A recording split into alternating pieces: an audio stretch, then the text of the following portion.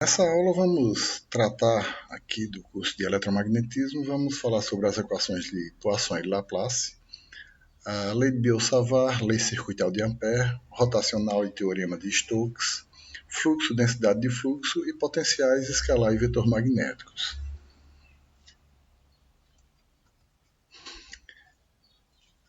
A equação de Poisson provém da equação da primeira equação de Maxwell. É o divergente de D igual a ρ.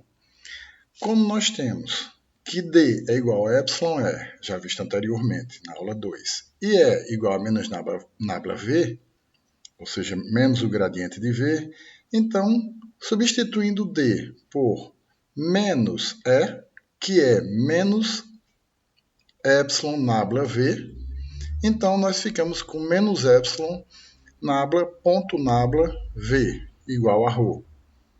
Ou, separando aqui, ficamos com nabla.nabla V igual a menos ρ sobre ε, que é a equação de Poisson. Portanto, vamos observar o termo nabla.nabla, no caso em coordenadas cartesianas, que é mais simples. Então, pegando o operador nabla, fazendo o produto escalar com nabla novamente, vamos ter na realidade o cruzamento de AX com AX, AY com AY e AZ com AZ, que dá 1. Então, ficamos com a segunda derivada parcial em relação a x, mais a segunda derivada em relação a y, mais a segunda derivada em relação a z. Ou seja, chamamos esse novo operador aqui de nabla 2, que é a soma das segundas derivadas, denominada de Laplaciano. Quando aplicamos ao potencial V em coordenadas cartesianas, apenas temos que nabla 2V é aplicado a um potencial escalar e retorna também o escalar, porque ele não tem vetores. Então, apenas fica a derivada parcial segunda de V em relação a x, mais a derivada segunda de V em relação a y, mais a derivada parcial segunda de V em relação a z, que é menos ρ sobre ε. Nas demais coordenadas, vamos ter as coordenadas cilíndricas dessa forma e as coordenadas esféricas dadas por essa outra equação.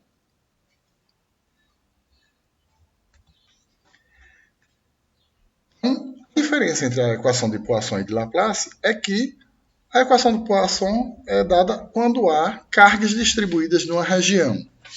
No caso da equação de Laplace, quando não há cargas distribuídas na região, por exemplo, o caso de um capacitor com um dielétrico perfeito, então não há cargas distribuídas na região, ρ igual a zero. Consequentemente, nabla 2V igual a zero é a equação de Laplace. A equação de Laplace, utilizada de forma simplificada em distribuições em uma única coordenada, integrando duas vezes para encontrar a equação que descreve o potencial na região determinada. Por exemplo, um capacitor de placas planas paralelas, em que podemos colocar as placas no plano Z igual a zero, com potencial zero, e uma placa com potencial um V1, por exemplo aqui 50 volts, em Z igual a 1 milímetro. Então, se considerarmos um dielétrico, como o mica, e a área sendo 0,5 cm², temos as condições de contorno para resolver o problema.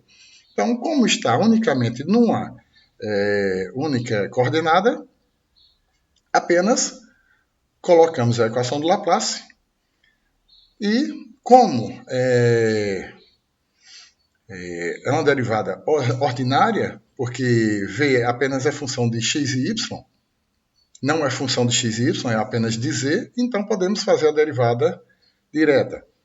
Integrando a primeira vez, temos uma constante A, na segunda vez vamos ter AZ mais B, onde A e B são as constantes de integração que devem ser determinadas pelas condições de contorno dada. Então, usando as condições de contorno, vamos ter V0 igual a Z0 mais B e V1 igual a Z1 mais B. Daí, encontramos quem é A e quem é B. E aí, V, o potencial, vai ser A, Z mais B, conforme determinado anteriormente. Esse valor aqui. Então, podemos simplificar a equação dessa forma, onde, substituindo os valores dados, a gente encontra que a distribuição do potencial, nesse caso desse capacitor, é 5 vezes 10 a quarta Z. Então, através da solução de V, do potencial, pode encontrar o campo elétrico, densidade de fluxo elétrico, entre outras questões dadas. Porque o campo elétrico só precisamos fazer menos nabla V, menos o gradiente de V. Então, encontramos automaticamente o campo elétrico. Densidade de fluxo elétrico só é ter o valor de epsilon, que a gente vai encontrar, epsilon vezes E, e assim por diante.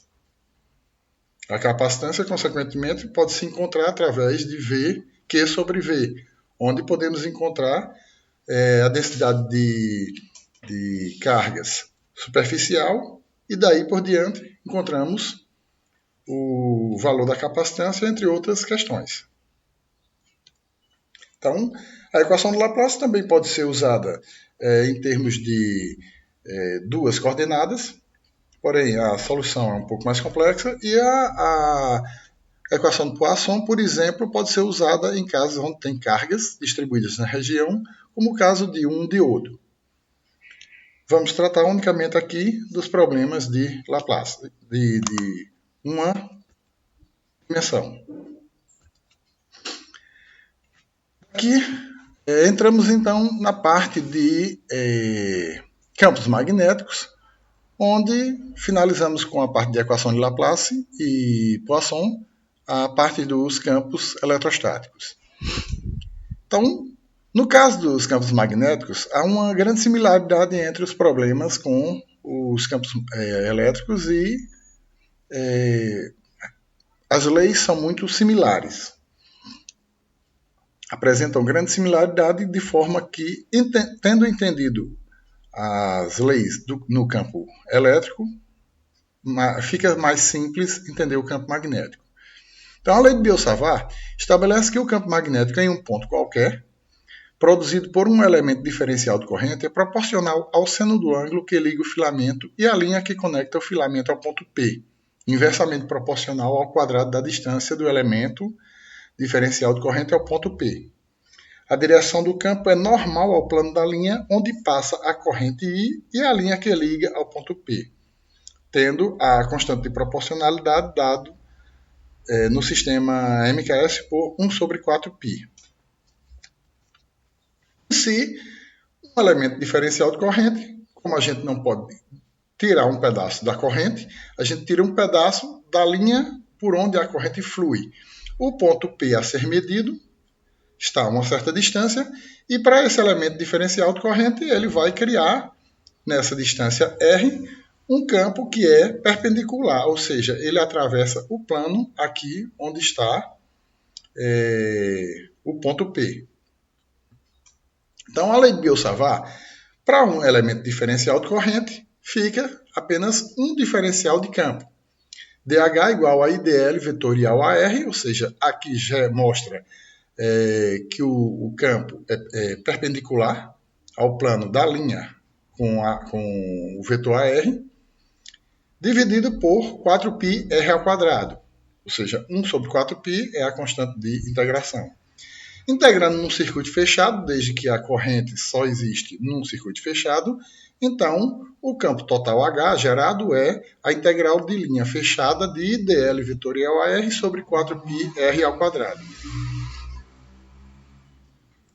Se a corrente está circulando numa superfície plana, ou seja, considerando uma placa metálica onde a corrente pode fluir, temos uma densidade superficial de corrente K, dada por ampere por metro, e se atravessa uma superfície, ou seja, como um raio, tem-se a densidade de corrente J dada por ampere por metro quadrado.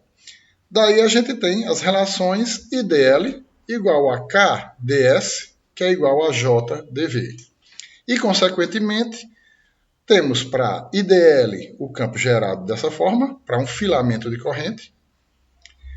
Para a densidade superficial de corrente, temos H igual a integral de K vetorial AR ds sobre 4πr ao quadrado. E para a densidade de corrente, H igual a integral de J vetorial AR dV sobre 4πr ao quadrado. Aqui de integral de superfície e aqui integral de volume.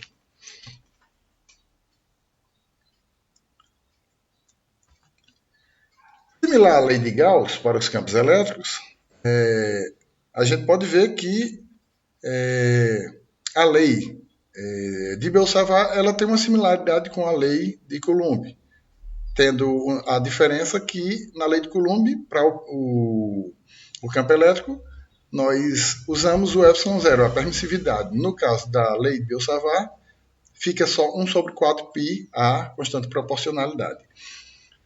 E aí, da mesma forma que temos a lei de Gauss para os campos elétricos, para solucionar problemas que tenham simetria, nós temos a lei circuital de Ampère, que estabelece que a integral de linha do campo H em qualquer percurso fechado é exatamente igual à corrente enlaçada pelo percurso. Ou seja, a integral de linha de H escala dl igual a I. No caso da lei de Gauss, a gente tinha que uma carga dentro de uma superfície fechada gerava um fluxo que atravessava essa superfície. No caso da lei de Ampère, a linha fechada vai determinar o fluxo de corrente que passa por ali. O campo que passa ali vai gerar aquela corrente. Na realidade, a corrente gera o campo que atravessa aquela região.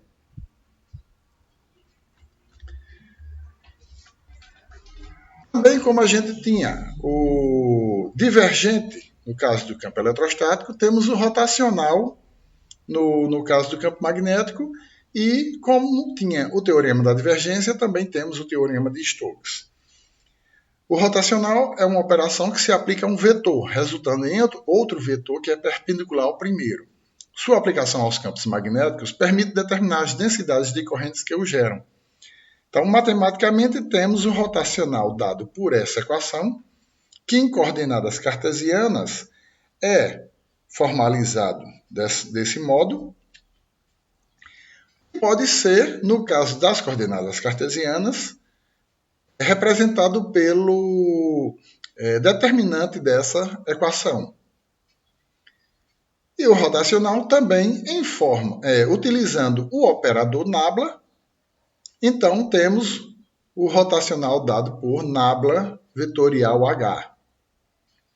Em coordenadas cilíndricas não dá para fazer a forma do determinante e a equação é dada por essa forma aqui, assim como em coordenadas esféricas é dada por essa equação aqui.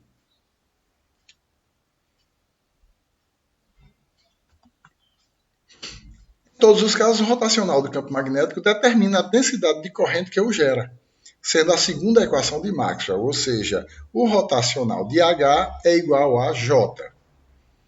Deve-se observar que a aplicação do rotacional ao campo elétrico estático tem como resultado zero. Rotacional de E é igual a zero, no caso do campo elétrico estático. E aqui, o rotacional de H igual a J é a segunda equação do Maxwell, e o rotacional de E igual a zero é a terceira equação de Maxwell, também conhecida na sua forma pontual como a integral de linha fechada de E escala dl igual a zero. Essa é a forma integral. E aqui é a pontual. Utilizando a equação do rotacional do campo magnético, a gente tem a lei de Ampère, a integral de linha fechada de HDL igual a I, mas I é igual à integral de JDS. Ou seja, a corrente que atravessa, a densidade de corrente que atravessa uma superfície em uma região.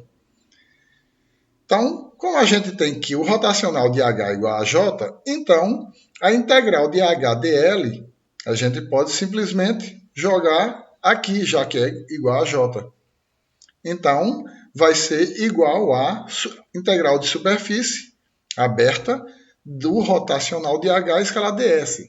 Então, relacionamos aqui uma integral de linha fechada de um vetor H com uma integral de superfície aberta do rotacional desse vetor.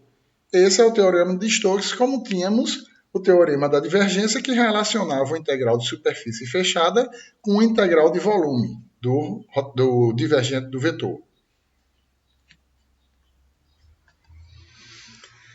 No campo magnético, também temos as mesmas situações do campo elétrico, ou seja, lá no campo elétrico tínhamos um fluxo e uma densidade de fluxo.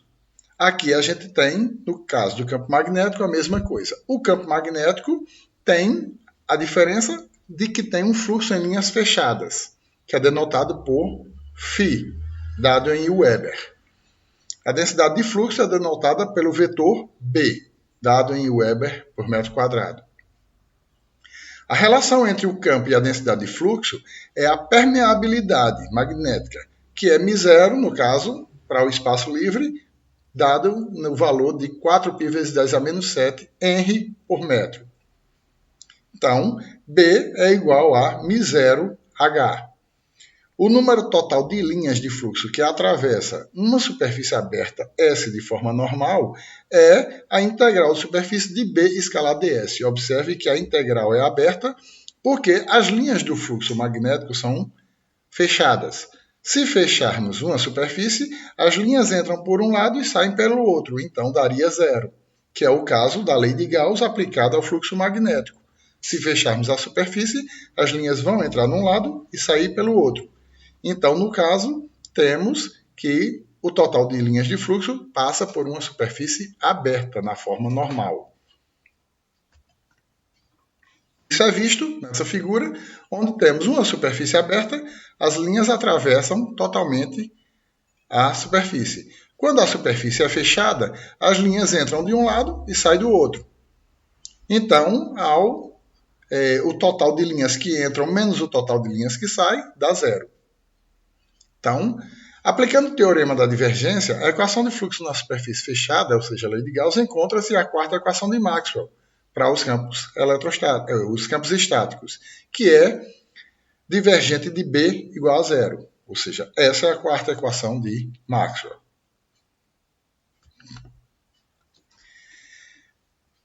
Do mesmo jeito também que temos o potencial elétrico, nós temos um potencial, no caso do magnético, temos um potencial escalar magnético e um potencial vetor. Isso porque as cargas estão andando para gerar os campos.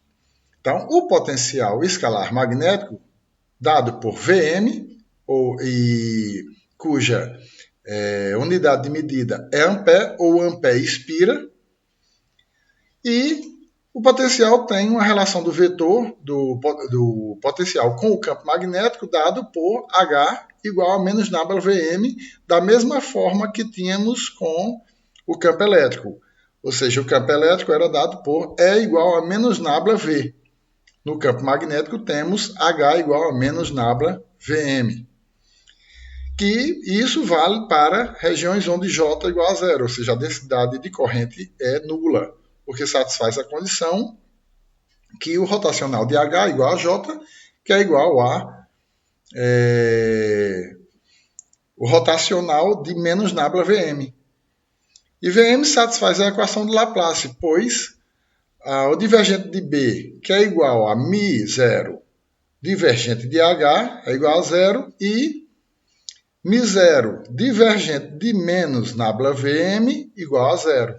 Ou seja, para esse caso, quando J é igual a zero, nós temos nabla 2Vm igual a zero, satisfazendo a equação de Laplace, se não houver densidade de corrente atravessando a região. Se a gente tiver o J diferente de zero, vamos cair na equação de Poisson.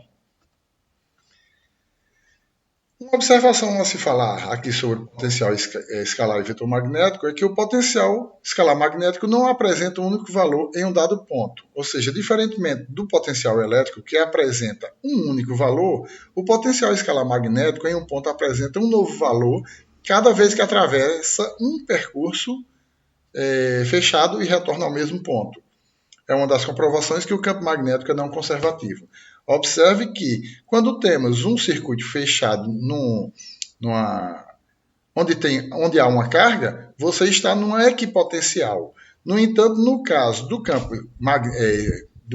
magnético, o potencial vetor, tendo uma corrente passando, o campo vai circular. Você está andando na linha do campo. Então, cada vez que você volta ao mesmo ponto, você andou 2πr na linha do campo.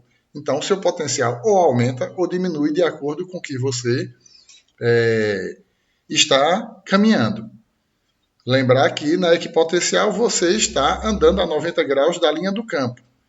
Você só tem variação de potencial no campo elétrico quando você anda em R, ou seja, a 90 graus da equipotencial. No campo magnético é justamente na linha fechada, porque as linhas do campo magnético são fechadas.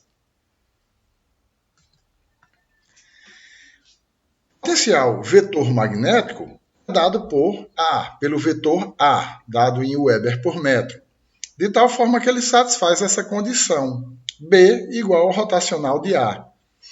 E o potencial vetor magnético é dado pela integral de linha fechada de μ0 e dl sobre 4πr, que em termos da densidade superficial de corrente é a integral de superfície de μ0 k ds sobre 4πr, que é igual à integral de volume de μ0 j dv sobre 4πr.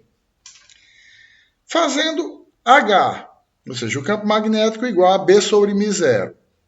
Como B é rotacional de A, dado aqui em cima, então nós temos 1 sobre μ0 rotacional de A.